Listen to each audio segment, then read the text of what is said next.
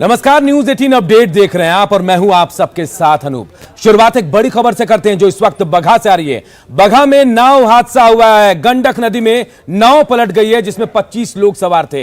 हालांकि कहा जा रहा प्रशासन की तरफ से कि तमाम लोगों को सुरक्षित निकाल लिया गया है, लेकिन गांव वाले कह रहे हैं कि कुछ लोग अब भी लापता हैं। तो बड़ी खबर हम आपको बता रहे हैं, नाव हादसा हुआ है। बगहा में गंडक नदी में नाव डूबी है और दीनदयाल घाट पर यह नाव हादसा हुआ है। इस नाव पर करीब 25 लोग सवार थे। सभी लोग सुरक्षित हैं ऐसा प्रशासन दावा कर रहा है, लेकिन ग्रामीणों के माने तो कुछ लोग अब भी लापता है। बताया जा रहा है कि ये नाव जो है वो दियारा से शहर की ओर आ रही थी, उसी दौरान ये हादसे का शिकार हो गई।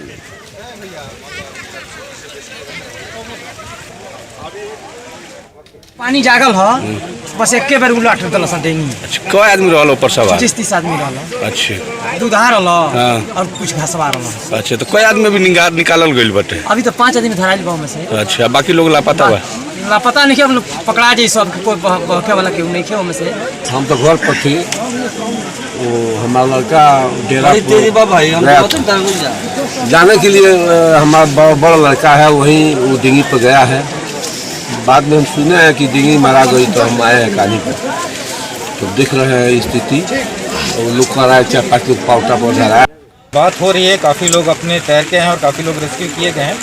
तो अभी हम लोग टेलीफोनिक सूचना ले रहे हैं और लोकल से बात करके जो सूचना प्राप्त हो रही है उसमें 8-10 लोग आ गए हैं। अभी जो नंबर कंफर्म था नाव पे, वो नंबर कंफर्म अभी हम लोग को अभी श्योर नहीं है। बात की जा रही है, डिफरेंट फिगर्स आ रहे हैं। तो जब वो फिगर कंफर्म हो जा रहा है, काफ़ी लोग अभी ऐसी सूचना प्राप्त हो रही है कि धना साइड में नाव पे हैं, तो उनको भी हम लोग दिखवा रहे हैं। कितने लोग नाव पर सवार थे? इसमें अभी जो बात की जा रही है, जो लोग रेस्क्यू होकर आ रहे हैं, उसमें थोड़ा डिफरेंट फिगर्स आ रहा है। तो आकलन हम लोग का ये है कि 15 से 16 लोग थे नाव। तो देखिए, बड़ा नाव हादसा हुआ है बगहा में, जहां गंडक नदी में नाव डूबी है। दीनदयाल नगर घाट पर यह हादसा हुआ है। बताया जा रहा है कि इस नाव में 25 लोग सवार थे और इस नाव में यह भी जानकारी मिल रही थी कि भैंसों को भी लेकर जाया जा रहा था। इसी दौरान अनियंत्रित होकर यह नाव गंडक नदी में पलट गई। सभी लोग सुरक्षित हैं ऐसा प्रशासन दावा कर रहा है, लेकिन गांव वाले कह रहे हैं कि कुछ लोग अब भी लापता हैं। दियारा से यह नाव जो है शहर की तरफ आ रही थी, उसी दौरान यह हादसे का शिकार हो गई है।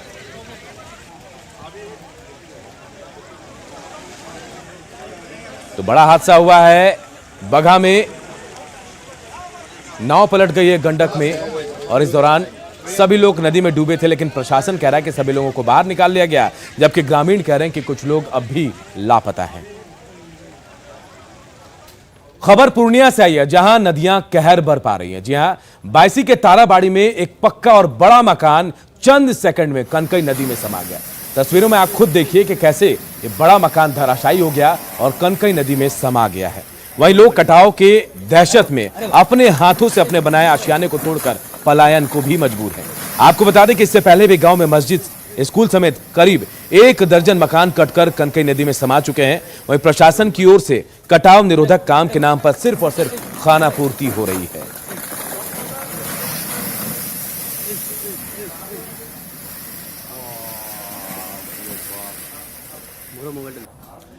और सिवान के सराय में उस वक्त अफरा तफरी मच गई जब पुलिस ने एक संदिग्ध कार का पीछा करना शुरू किया। इसके बाद वहां आसपास के लोग भी इधर उधर भागने लगे।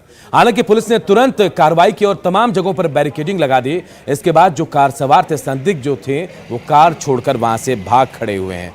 हालांकि पुलिस ने कार को जब्त कर लिया है। आगे की कार्रवाई करने में पुलिस जुटी हुई है।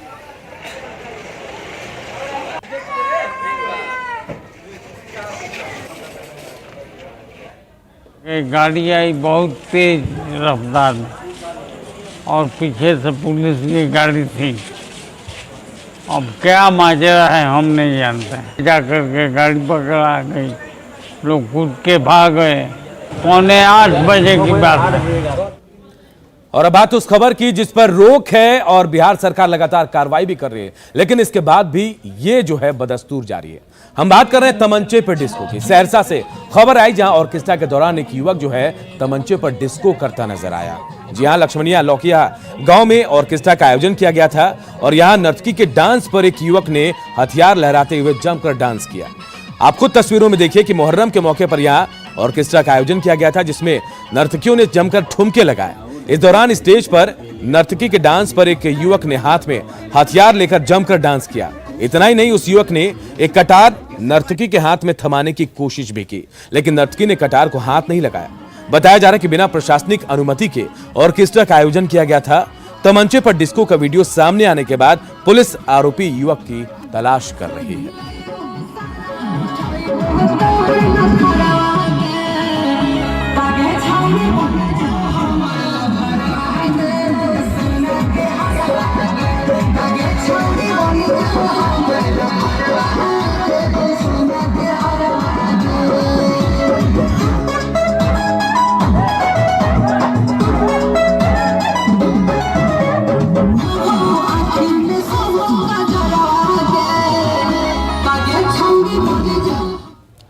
और राजगीर पुलिस एकेडमी एक बड़े इतिहास का गवाह बनने जा रही है। आज यहां पासिंग आउट परेड का आयोजन किया गया, जिसमें मुख्यमंत्री नीतीश कुमार भी शामिल हो रहे हैं और एक साथ 1605 सब इंस्पेक्टर आज बिहार को मिलने वाले। इनमें से सबसे खास बात यह है कि 615 बिहार की बेटियां हैं जो सब इंस्पेक्टर के रूप में राज्य में अब सेवा देंगी।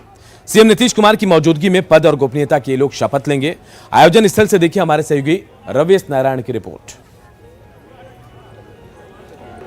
राजगीर का पुलिस एकेडमी आज इतिहास का सबसे बड़ा गवाह बनने जा रहा है, जहां पे पुलिस अवर निरीक्षक 2018 बैच के 1605 पुलिस अवर निरीक्षक जो हैं वो आज उनका पासिंग परेड है और यहाँ पे मुख्यमंत्री नीतीश कुमार के सामने पद और गोपनीयता की शपथ लेंगे। और देखिए ये इसके लेकर के जो तैयारियां हैं वो मुकम्मल हो रही है। तमाम जो अधिकारी और यहाँ पे जो सुरक्षाकर्मी है उसका अंतिम रूप जो है वो दे रहे हैं। और सबसे बड़ी बात है कि पुलिस अवर निरीक्षक 2018 बैच में जहाँ पे 1605 जाबाज सब इंस्पेक्टर मिल रहे हैं, वहीं पे 615 जो बिहार की बेटियां हैं जाबाज बेटियां वो दरोगा पहली बार बन रही है।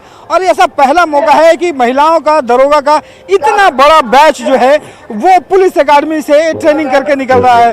तो यहाँ से जो निकलेंगी सारी महिला दरोगाएं वो जा कर के बिहार के अन्य क्षेत्रों में अपनी जाबाजी और ये दिखाएंगे। लेकिन सबसे बड़ी बात है कि देखिए ये जो तस्वीर आप देख रहे हैं, यहाँ पे तमाम वो लोग जो यहाँ पे आज उनका पासिंग परेड होना है, उनके परिवार वाले इस क्षण को देखने के लिए यहाँ पे मौजूद है। क्योंकि उनके सबसे खास बात है कि यहाँ पे हर एक चेहरा जो आप देख रहे हैं कि एक सामान्य परिवार से लोग आते हैं और उनके सपने आज पूरे हो रहे हैं। तो परिवार का एक एक सदस्य जो है वो आज यहाँ पे मौजूद है इस क्षण को कैद करने के लिए नज़रों में। तो ये सबसे बड़ी घड़ी है और यहाँ से आज इतिहास की वो क्षण लिखी जाएगी जब महिला जो अवर निरीक्षक है 615 वो बिहार को मिलेगा। कैमरा पर्सन मनीष जुनेजा के साथ रवेश नारायण, न्यूज़ 18 राजगीर। और बिहार में आई बाढ़ से कई जिलों में सरकार के द्वारा चलाई जा रही विकास योजनाएं बिल्कुल ठप पड़ गई हैं। हम बात कर रहे हैं कटिहार की, जहां गंगा मनिहारी पुल पर जो बन रहा है गंगा नदी पर साहिबगंज मनिहारी पुल, उस पर भी उफनाई गंगा ने ब्रेक लगा दिया। कटिहार से देखिए हमारे सहयोगी सुब्रत की रिपोर्ट। गंगा में बाढ़ का कहर न सिर्फ लोगों के जनजीवन को अस्त व्यस्त किया है बल्कि अब विकास के कार्य भी इसके लिए ठप हो गया है। आप देख सकते हैं ये जो 4 लेन का काम है, इसके साथ नदी पर बिहार झारखंड को जोड़ने के लिए 1900 करोड़ का जो पुल बन रहा है, वो पुल का काम गंगा में तेज बाढ़ आने के कारण पूरी तरह ठप हो चुका है।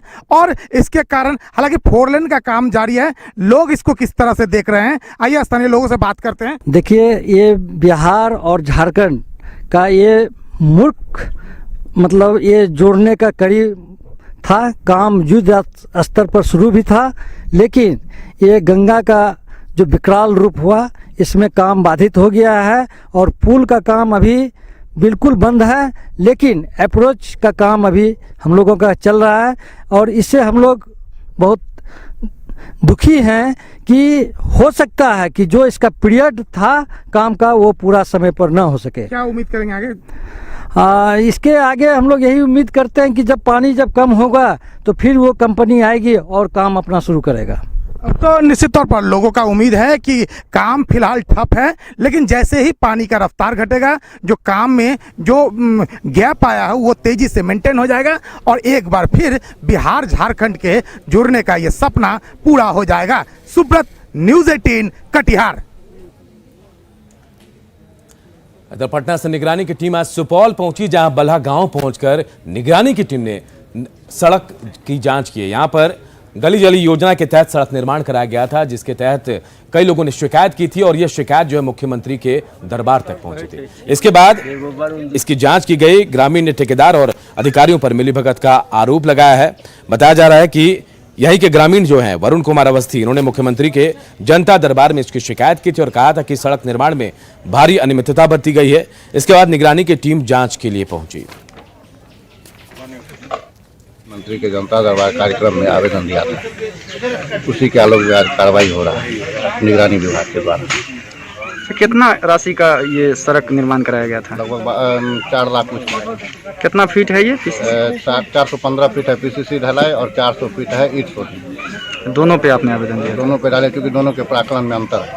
अच्छा, स्थानीय स्तर पर इसकी जांच नहीं हो पाई थी पहले? नहीं, पहले लोक शिकायत निवारण के द्वारा किया गया था, केवल उसका खाना पूर्ति किया गया था। और अब बात हवाई क्रांति की। बिहार में हवाई क्रांति होने वाली है। जी हां, क्या है इसका ब्लूप्रिंट, आज हम आपको पूरी रिपोर्ट दिखाएंगे। अत्याधुनिक बनेंगे बिहार के एयरपोर्ट।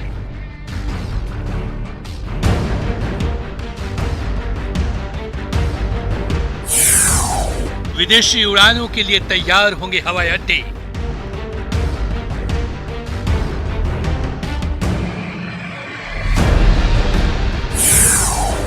पटना और गया एयरपोर्ट का होगा कायाकल्प।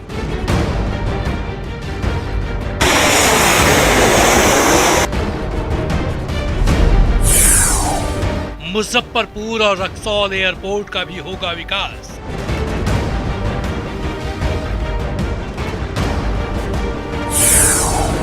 पूर्णिया और दरभंगा को भी लगेंगे नए पंख।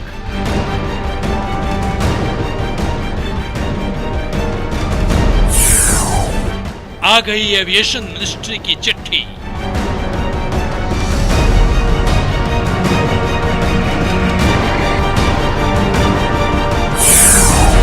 अब बिहार में होगी हवाई क्रांति। अब ऐसा लग रहा है कि बिहार का जो सदियों पुराना, मतलब दशकों पुराना जो सपना था, वो पूरा होने वाला है। जी हां, ये एक पहल है केंद्र सरकार की तरफ से। केंद्र सरकार में जो नागरिक उड्डयन मंत्री हैं ज्योतिरादित्य सिंधिया, इन्होंने बिहार के सीएम को खत लिखा है और एविएशन के मामले में इंफ्रास्ट्रक्चर डेवलप करने की बात कही है।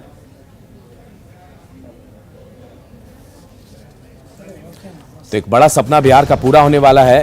ये बिहार के किसी नेता की मांग नहीं थी, बल्कि एक पहल है जो केंद्र सरकार की ओर से की गई है।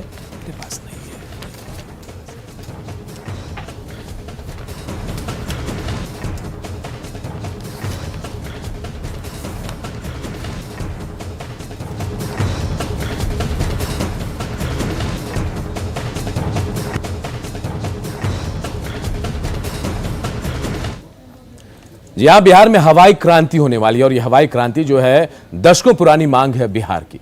एक ब्लूप्रिंट भी तैयार हो रहा है इसे लेकर, और यह पहल बिहार के किसी नेता की तरफ से नहीं की गई, यह मांग बिहार के किसी नेता की तरफ से नहीं की गई, बल्कि केंद्र सरकार की यह पहल है। नागरिक उड्डयन मंत्री ज्योतिरादित्य सिंधिया ने सीएम नीतीश कुमार को खत लिखा है और एविएशन इंफ्रास्ट्रक्चर डेवलप करने की बात कही है। इस दौरान कहा जा रहा है कि पटना और गया से इंटरनेशनल फ्लाइट शुरू होंगी, वहीं पूर्णिया के साथ साथ कई दूसरी जगहों से भी फ्लाइट शुरू करने की बात कही गई है।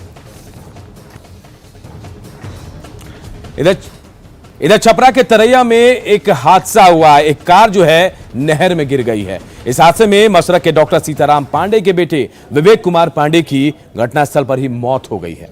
मृतक की पत्नी और दोनों बच्चे समेत चालक को इलाज के लिए अस्पताल में भर्ती कराया गया है। तो देखिए, छपरा के तरैया में मंजोपुर पुल से सुबह सुबह कार नहर में गिर गई और इस हादसे में मशरक के जो डॉक्टर हैं सीताराम पांडे के बेटे विवेक कुमार पांडे की मौत हो गई है। मृतक की पत्नी और दोनों बच्चे और जो चालक है वो गंभीर रूप से जख्मी है, उनको इलाज के लिए अस्पताल में भर्ती कराया गया है।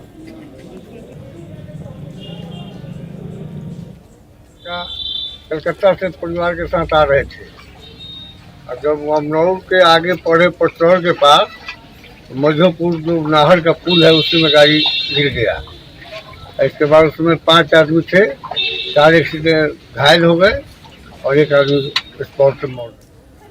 रांची की लालपुर थाना पुलिस ने अपहृत जमीन कारोबारी राजेश मुंडा को बरामद कर लिया है। राजेश मुंडा का अपहरण कर लिया गया था और फिरौती के तौर पर 1 करोड़ रुपए की मांग की गई थी। इसके बाद पुलिस ने तुरंत कार्रवाई की और टीम बनाकर छापेमारी शुरू की।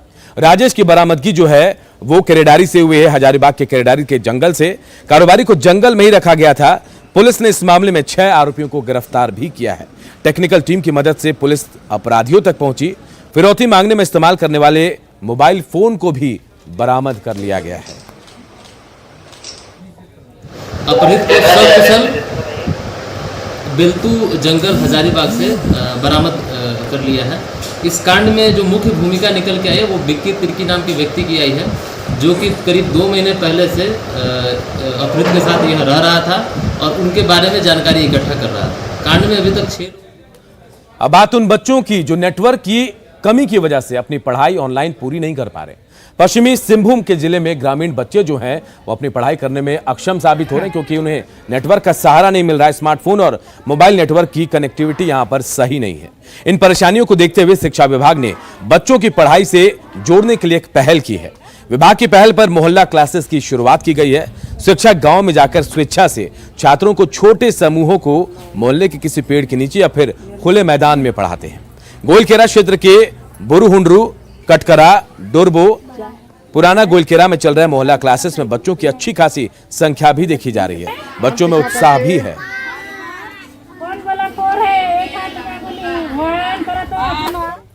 लोग को ये शिक्षा विभाग से निर्देश भी था और हम लोगों ने भी सोचा कि जब स्कूल बंद है तो हम लोग ही क्यों ना जा करके छोटे छोटे मोहल्ले में एक जगह बैठा करके जो है बच्चों को पढ़ाएं।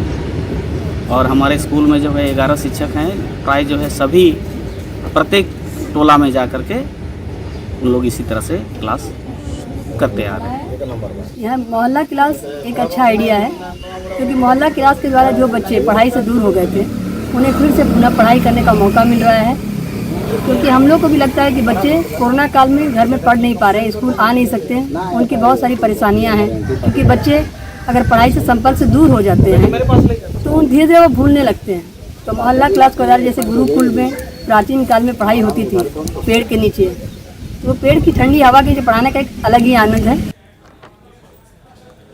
बगहा के कई गांव के लोग मगरमच्छों के दहशत में जी रहे हैं। जी हां, ये मगरमच्छ जो है कभी रात में उत्पात मचाते हैं तो कभी दिन के उजाले में ही शिकार के लिए निकल जाते हैं। रस्सियों से बंधा ये मगरमच्छ बेबस जरूर है, लेकिन पकड़ थोड़ी सी भी ढीली हुई तो अपने खतरनाक जबड़े से शिकारी का ऐसा हाल करेगा कि पूछिए मत। पानी में रहने वाले ये मगरमच्छ जब से बगहा के गांव और मोहल्लों में भटकने लगे हैं, तब से उन गांवों के ग्रामीणों को जान बचाकर भागना पड़ रहा है। मनमौजी घड़ियाल राजा कभी रात के अंधेरे में तफरी पर निकल पड़ते हैं तो कभी दिन के उजाले में जैसे ही गांव की गलियों में आ धमकते हैं। हर तरफ हड़कंप मच जाता है। अब तो हाल ये है कि मगर की मनमानी के चलते बगहा के कई गांव उजड़ने की कगार पर पहुंच गए। अरे एक परेशानी है सर, ढुक जाते हैं घर में, कभी सब इधर उधर सब गांव में ढुक जाते हैं। हाँ, ढुक जाते हैं घर में, द्वार पर सब घूमते हैं। गंडक नदी में रहने वाले इन मगरमच्छों ने पिछले कुछ समय से पिपरासी तटबंध के पानी में डेरा डाल रखा है। पानी से निकलकर जब ये खतरनाक मगर तटबंध के किनारे बसे गांव में पहुंच जाते हैं तो वहां के बाशिंदे डर के मारे कांपने लगते हैं। वन विभाग ने तटबंध के किनारे मगर का बोर्ड तो लगा दिया है, लेकिन गांव की गलियों में भटकने वाले दहशत के इस पर्याय को पकड़ने का कोई इंतजाम नहीं किया है। इसका खामियाजा ये ग्रामीण भुगत रहे हैं। इसके भय के कारण तमाम लोग यहाँ से पलायन कर गए हैं और रोजी रोजगार है तो दिन में आते हैं, अपना काम करते हैं और फिर वो अपने अधिवास को चले जाते हैं। मनमौजी मगर की मटर गश्ती ने बगहा के गांव में दहशत फैला रखी है। कभी रात के अंधेरे में खेत खलिहान में घूमते रहते हैं तो कभी दिन के उजाले में सबको डरा देते हैं, लेकिन इनको काबू में करने की कोई कोशिश नहीं हो रही है। मुन्ना राज, न्यूज़ 18 बगहा।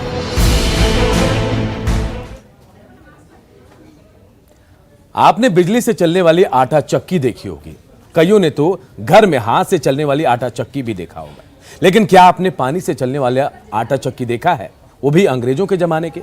तो चलिए आपको ऐसे एक आटा चक्की दिखाते हैं हम, जो पानी से चलता है।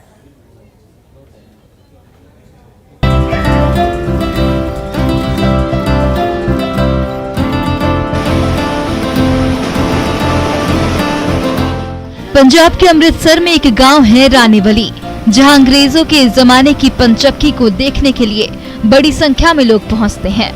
ये पंचक्की धरोहर होने के साथ अपने आप में एक पूरा इतिहास समेटे हुए है। साल 1911 यानी अंग्रेजों के शासन में इस पंचक्की की स्थापना हुई थी। तब से ये चक्की लगातार चल रही है। सन 1911 मार्च ਦੇ ਚੱਲਦੇ ਆ ਪਿੱਛੋਂ ਦੀ ਪੁਰਾਣੇ ਤੇ ਜੀ ਪਾਣੀ ਦੇ ਨਾਲ ਹੀ ਇਹ ਇੱਥੇ ਚੱਕੀਆਂ ਚੱਲਦੀਆਂ ਜੀ। ਇਹਦੇ ਬੱਤੀ ਦਾ ਵੀ ਕੋਈ ਵੀ ਇੱਥੇ ਲੈਣ ਦੇਣ ਨਹੀਂ ਹੈਗਾ, ਬਿਲਕੁਲ ਪਾਣੀ ਦੇ ਨਾਲ ਹੀ ਇਹ ਚੱਕੀਆਂ ਚੱਲਦੀਆਂ ਜੀ, ਨਹਿਰ ਦੇ ਪਾਣੀ ਨਾਲ। रानवेली की ये पंचक्की भारत की सबसे पुराने पंचक्की में से एक है। इसमें पीसा आटा ठंडा और स्वादिष्ट होता है। नहर का पानी जब लोहे के बड़े बड़े पंखों पर गिरता है तो पंखों के घूमने से ये पंचक्की चलती है। ये पंचक्की 1 घंटे में क्विंटल के आसपास गेहूं पिसाई कर देती है। ये आटा ठंडा होता, ये पानी से चक्की चल रही है, पानी से चक्की चल रही है। ਇਹਦਾ ਇਹ ਫਾਇਦਾ ਦੇਖੋ, ਠੰਡਾ ਆਟਾ ਉਹ ਜਿਹੜਾ ਸੜ ਕੇ ਆਟਾ ਨਿਕਲਦਾ ਇਹ ਉਤਰਾ ਨਿਕਲੀ ਜਾਂਦਾ। ਇਹਦਾ ਆਪਣੀ ਮਰਜ਼ੀ ਨਾਲ ਜਿੰਨਾ ਮਰਜ਼ੀ ਮੋਟਾ ਕਰੋ, ਬਰੀਕ ਕਰੋ, ਉਹਨੂੰ ਪੁੱਛ ਲੈਣਾ ਵੀ ਕਿੱਥੇ ਤੱਕ ਸੈੱਟ ਹੋਣ ਡਿਆ, ਸੈੱਟ कर लो बस। इस पंचक्की पर वजन तोलने के लिए कोई कांटा भी नहीं रखा गया है। पूरा धंधा ईमानदारी से चलता है। गेहूं पिसवाने आने वाला शख्स खुद ही गेहूं चक्की में डालता है और आटा खुद ही अपने थैले में भर कर ले जाता है। Bureau report, news 18 network.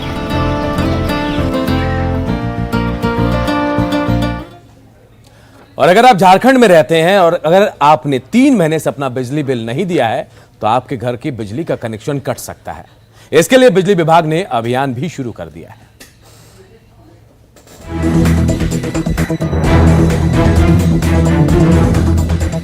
सीढ़ियों पर चढ़ा ये शख्स बिजली चोरी नहीं बल्कि खुलेआम बिजली का कनेक्शन काट रहा है। जी हां, वो भी बिजली विभाग की मौजूदगी में।